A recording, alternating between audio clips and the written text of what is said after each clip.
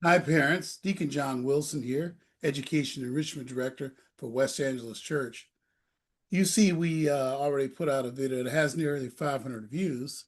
God bless you all who have seen it or are watching this video. You can consider this a part two to our video about voting in the school board election. Before I go there, a lot of you haven't voted yet, and you're registered to vote.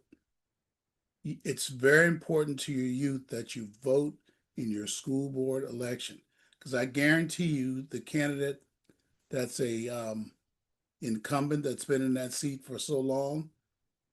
It's just depending on people who don't vote to keep not voting.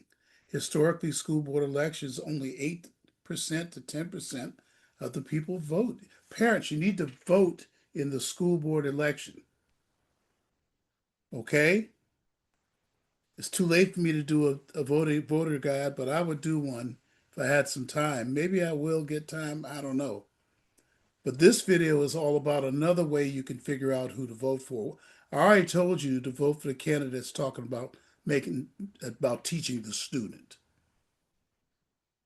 That they're highlighting that above everything else. They may have other things there, but they're really focused on your students' needs.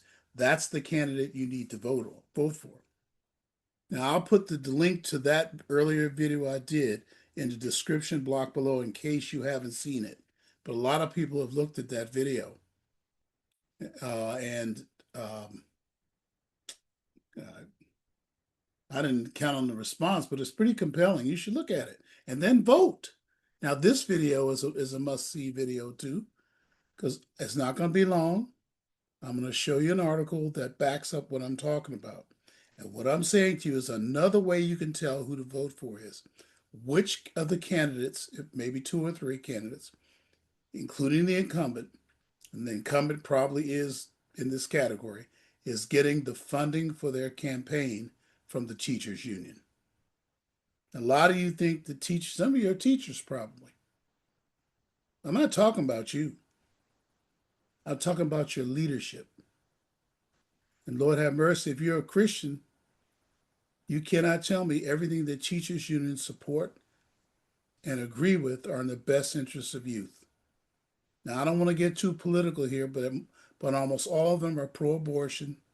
They're all into the gender thing, gender changing, and they're following this law where they don't tell you if your student wants to change their gender. And most coaches support, most teacher unions, excuse me, I'm talking teachers union, not teachers. Coaches are teachers. Nearly all teachers unions I'm aware of, most of them anyway, the state of California, are okay with a boy competing against girls in sports. There's many, many other things like classroom content. The teachers unions are in favor of grading for equity because it makes it easier for their teachers to grade students. And so they flattened out the grading so we have gradeflation. Teachers unions support the thing. Don't forget during COVID, teachers made a whole lot of political requests not related as a condition for going back in the classroom via Randy Weingarten, who I'm doing a video about her speech the other day about AI. And I have some concerns. I'm not really sure what the speech was about. Was it AI or social media? But let me stay on the subject. But during the pandemic, Randy Weingarten and other union leaders refused to go back in the classroom and teach your student. And that's why they're behind now. My Lord, in California, we were closed a year longer than other states. And we've learned that the death rate for youth was super low.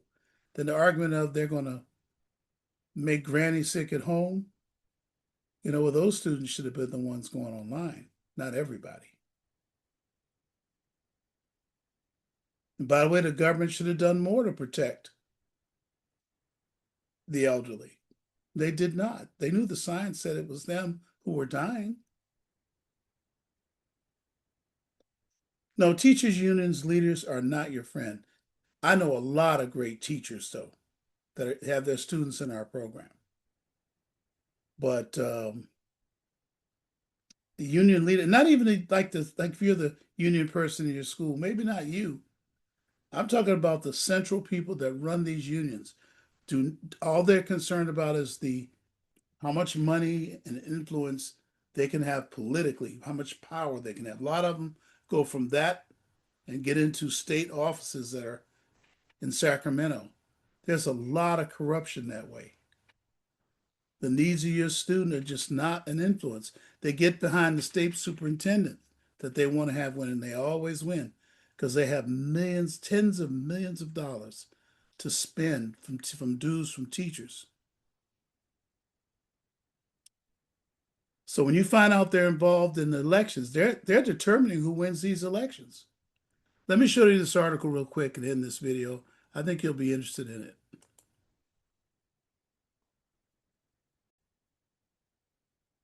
Again, we're talking about how teachers unions support is how most of them win.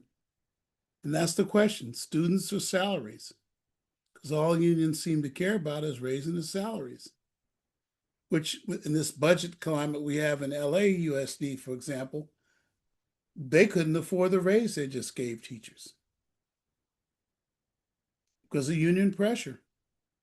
But I'm not here to talk about that today. I'm here to talk about elections, how unions have outsized power in school board elections. That's what this is about. Look over here at the table of contents. Why unions have outsized power. What motivates unions to engage? Research. That's all in this report here. And you know I'm going to include a link to this report. It is so good. Let's look at the summary. And you really should flip through this, parents. School boards remain one of the most powerful forces in American education, helping to set curricula, evaluate teachers, direct hundreds of billions of dollars in education funding. Yet the teachers, you look at this, yet the teachers union, listen to this, play an outsized role in determining who serves on the school boards. So you find out the candidates getting all that money from the teachers union leadership. If the interests of teachers are perfectly aligned, now, if these people were to align with the students, it says here, if the interests of the teachers are perfectly aligned with those of the students, I think that sentence is miswritten. It should say, if the interests of teachers' unions are perfectly aligned with those of the students, then there may be no reason to worry about this. But when these interests collide, and they often do, I gave examples a minute ago, they often collide with what parents want. Union power likely encourages boards to prioritize the needs of adult employees over students. That's why I said look and see who supports the students. I need you to vote in those elections, and don't say after this video you don't know how to vote for them. Read the candidate statements. Just Google it, read them, or ask Gemini to show you their statements. Read them, and the one that doesn't get all the funding. The clue is that they're talking about students and not at all about teachers. That candidate's not being funded by the teachers union. Here's another thing that happens. This is very recently, we've seen it in national elections. Union electioneering success is not simply a product of union mobilization, not just union mobilizing, rather union endorsements. The endorsements increase voter support for union-backed candidates by 6 percentage points. I bet it's higher than that. The union's seal of approval buoys the candidate's electoral prospects. Look at this. Voters are largely mistaken about the union endorsements convey. Like you don't know what they're endorsing. Because most of us are not reading the newspaper or staying up with the news, certainly not like as much as me. And I'm not into it heavy, but I stay enough into it to be able to help you and give you information. For example, union support for incumbents, listen to this, is unrelated to academic achievement gains. Because we're not gaining. Black and brown students are still losing ground. They're not gaining. But yet we're putting the same people in over and over. Instead, the consistent predictor of union support for incumbents is whether the district has raised the salaries for the senior teachers prior to an election. Like they did in LA, they got the salary increases in before the election for the LA school district. The divergence between what union endorsements mean and how voters interpret them have troubling implications for democratic accountability. I would say it's corrupt. And board-based governance, groups wishing to counteract union dominance will need to find ways to to ensure that ordinary voters are aware of the actual policies. We got to get aware of the policies. But it's too late now. The election's going down. Tuesday is election day. What you have to do, parents, now is look quickly at their statements and see if they're saying students above everything. If they're saying teachers pay and teachers environment, teacher this, teacher, or some kind of ideological things they support, some kind of political or sociological change they support students, but not the students learning better and increasing test scores, that's not someone you want to vote for.